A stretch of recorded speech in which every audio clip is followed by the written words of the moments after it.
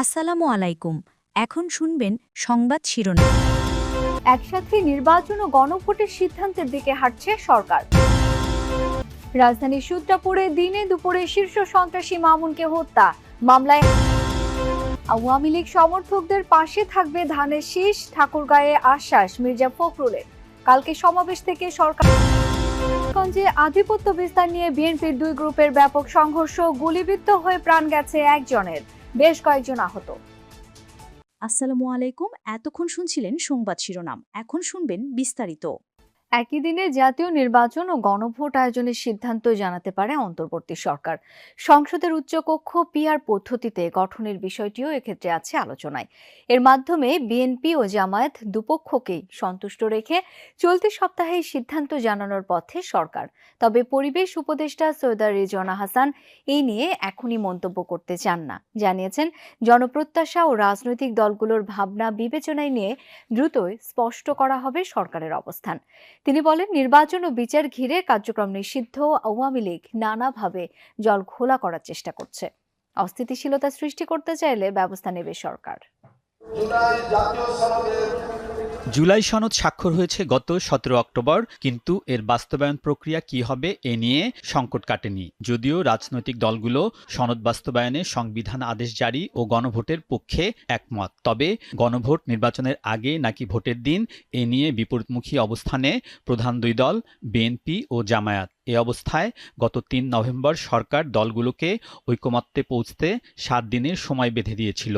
এক সপ্তাহের মধ্যে সরকারকে ঐক্যবদ্ধ দিক নির্দেশনা প্রদান করার আহ্বান জানানো হয়। কিন্তু 7 দিনের সময় পেরোলেও দলগুলো এ নিয়ে একসাথে বসেনি, হয়নি একমত। এমন পরিস্থিতিতে অন্তর্বর্তী সরকার দলগুলোর সাথে অনানুষ্ঠানিক যোগাযোগের মাধ্যমে জুলাই সনদ বাস্তবায়নের ক্ষেত্রে সিদ্ধান্ত নিতে যাচ্ছে। জানা গেছে, একই দিনে জাতীয় নির্বাচন ও গণভোটের পক্ষে সরকার। সংসদের উচ্চকক্ষ গঠনের ক্ষেত্রে সরকার পিআর পদ্ধতির বিষয়টিও বিবেচনা করছে। এক্ষেত্রে বিএনপি ও জামায়াত দুই পক্ষেরই মন রক্ষা হবে, এনসিপিও নমনীয় বলে ধারণা করা হচ্ছে। পরিবেশ উপদেষ্টা এক্ষেত্রে এখনই মন্তব্য করতে না চাইলেও বলেন, জনগণের আশা ও সোমবার রাত 2:43 সিসি ফুটেজে দেখা যায়, মোটরসাইকেলে করে দুজন ব্যক্তি এসে মিরপুরের গ্রামীণ ব্যাংকের কার্যালয়ের ভেতরে ককটেল ছুটছেন।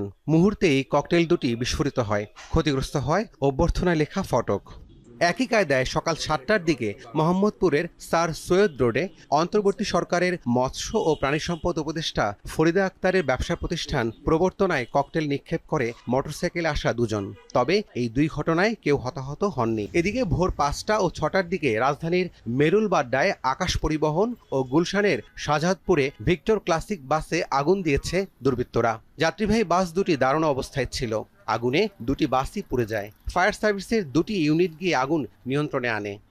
কার্যক্রম নিষিদ্ধ আওয়ামী লীগের স্লোগান সম্বলিত 1 লাখ গ্যাস বেলুন উড়িয়ে আইনশৃঙ্খলা বিঘ্ন করার পরিকল্পনার অভিযোগে 25 জনকে গ্রেপ্তার করেছে পুলিশ। পুলিশ জানায়, প্রধান উপদেষ্টার বাসভবন যমুনার আশপাশে গ্যাস বেলুন ওড়ানোর পরিকল্পনা করছিলেন তারা। রাজধানীতে একের পর এক নাশকতা চেষ্টার ঘটনায় ডিএমপির ডিসি মিডিয়া জানান, প্রতিটি ঘটনার তদন্ত চলছে। সিসি ফুটেজে ককটেল নিক্ষেপকারীদের দেখা যাচ্ছে। তাদের গ্রেফতার করা গেলে জানা যাবে এসব ঘটনার উদ্দেশ্য। তাদের যে আভ্যন্তরীণ যে কনভারসেশন সেটা আমরা দেখেছি এবং সেগুলোর উপর ভিত্তি করে আমরা এটা জানতে পেরেছি এবং মূলত এই চক্রটাকে আমরা এর আওতায় নিয়ে আসতে পেরেছি।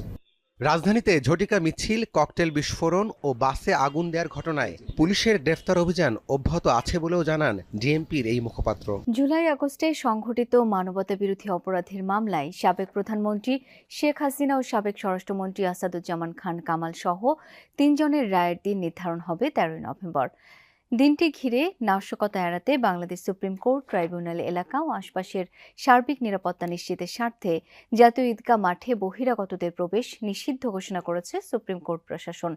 রোববার সুপ্রিম কোর্ট প্রশাসন শাখা থেকে এক বিজ্ঞপ্তিতে এই নির্দেশনা জারি করা হয়। চেষ্টা করছে নির্বাচন বানচালের, এমন মন্তব্য করেছেন বিএনপি মহাসচিব মির্জা ফখরুল ইসলাম আলমগীর। ঠাকুরগাঁয়ে এক মতবিনিময় সভায় এই মন্তব্য করেন তিনি। বলেন, আওয়ামী লীগের মূল কাণ্ডারি ভারতে পালিয়ে যাওয়ায় অসহায় হয়ে পড়েছেন নৌকার সমাজ। সমর্থকরা। তাদের হতাশ না হওয়ার আহ্বান জানিয়ে মির্জা ফখরুল বলেন, ধানের শীষ আপনাদের পাশে আছে। ঠাকুরগাঁওয়ে নিজ নির্বাচনী এলাকায় সফরের দ্বিতীয় দিনে বড়দেশ্বরীতে স্থানীয়দের সাথে মতবিনিময় সভায় অংশ নেন বিএনপি মহাসচিব মির্জা ফখরুল ইসলাম আলমগীর। কথা বলেন সমসাময়িক রাজনৈতিক ইস্যুতে। মির্জা ফখরুল বলেন, আওয়ামী লীগের মূল কাণ্ডারি ভারতে পালিয়ে যাওয়ায় অসহায় হয়ে পড়েছেন নৌকার সমর্থকরা। তাদের উদ্দেশ্য করে তিনি বলেন, হতাশ হবেন না, আপনাদের পাশে আছে ধানের শীষ। আমাদের যারা এখানে নৌকা করতেন সারা বাংলাদেশে, তারা তো একটু অসহায় অবস্থায় আছে যে আমাদের মূল লক্ষ্যে পালাই গেছে, আমরা এখন কি করব। তো সেই জায়গায় আমি আপনাদেরকে এইটুকু আশ্বাস দিতে পারি যে আপনাকে হতাশ হবেন না, ধানের শীষ আপনাদের পাশে আছে, আমরা আপনাদের পাশে আছি। আমরা বেঁচে থাকতে আপনাদের গায়ে কেউ ফুলের টোকাও দিতে পারবে না। এর আগে মুক্তিযোদ্ধা ও তাদের সন্তানদের সাথে আয়োজিত মতবিনিময় সভায় অংশ নেন বিএনপি মহাসচিব। এ সময় তিনি বলেন, ধর্ম ব্যবহার করে একটি চক্র ভেদাভেদ তৈরি করছে, চেষ্টা করছে নির্বাচন বানচালের। একটি পক্ষ ৭১-এর ত্যাগের কথা ভুলিয়ে দেওয়ার অপচেষ্টা করছে বলেও মন্তব্য করেন মির্জা ফখরুল। যারা ১৯৭১ সালে পাকিস্তান হানাদার বাহিনীর সঙ্গে যোগ সাজেশ করে এই দেশের মুক্তিযোদ্ধাদের হত্যা করেছিল, তার পরিবারদের হত্যা করেছিল, তাদের মেয়েদেরকে তুলে দিয়েছিল খান বাহিনীর হাতে, তাদের সঙ্গে এই দেশের মানুষ আপোষ করতে পারে নাকি ভাই? বিপত্তির বিস্তার নিয়ে মুন্সিগঞ্জে বিএনপির দুই গ্রুপের সংঘর্ষে গুলিবিদ্ধ হয়ে একজনের মৃত্যু হয়েছে, আহত হয়েছে বেশ কয়েকজন। সংঘর্ষে বহু ককটেল বিস্ফোরণ হয়, দলবদ্ধ হয়ে অস্ত্রের মহড়াও দেয় দুই পক্ষ। এতে বেশ আতঙ্কিত হয়ে পড়ে স্থানীয়রা। ভোরের আলো ফুটতেই একের পর এক ককটেল বিস্ফোরণ, চলে দলবদ্ধ অস্ত্রের মহড়া। পূর্ব বিরোধকে কেন্দ্র করে স্থানীয় বিএনপির দুই গ্রুপ জড়িয়ে পড়ে সংঘর্ষে। উত্তপ্ত হয়ে ওঠে মুন্সিগঞ্জের মোল্লাকান্দি এলাকা। স্থানীয়রা জানায়, এলাকার আধিপত্য নিয়ে জেলা বিএনপির আহ্বায়ক সদস্য আতাউর রহমান মল্লিক ও ইউনিয়ন বিএনপির সাবেক সহসভাপতি আওলাদ হোসেন গ্রুপের দীর্ঘদিন ধরে চলছিল বিরোধ। এরই জেরে আবারও সংঘর্ষে জড়ায় দুই পক্ষ। সংঘর্ষে গুলিবিদ্ধ হয় আরিফ ও ইমরান নামের দুইজন। পরে জেনারেল হাসপাতালে নেওয়া হলে আওলাদ গ্রুপের আরিফ মিরকে মৃত ঘোষণা করে চিকিৎসক। আব্বু সকালবেলা গেছে, যাওয়ার পরে মুখ চোপা ধুইছে, তো বাথরুমে তাইছে, পরে হেরে উনতে গুলি করছে। অনেক লোক মানে কইতে মুখোশ পইরা হেলমেট পইরা অনেক লোক আমাকে মোলাগান্ধী ইউনিয়নের ভিতরে আমার কংসপুরা গ্রামে চডুমুরা গ্রামে দুইটা অনেক লোক মারধর করলো, আর একটা লোক গুলি করে মাইরে ইলাইছে। এ নিয়ে এলাকাটিতে 7 দিনের ব্যবধানে খুন হলো দুইজন।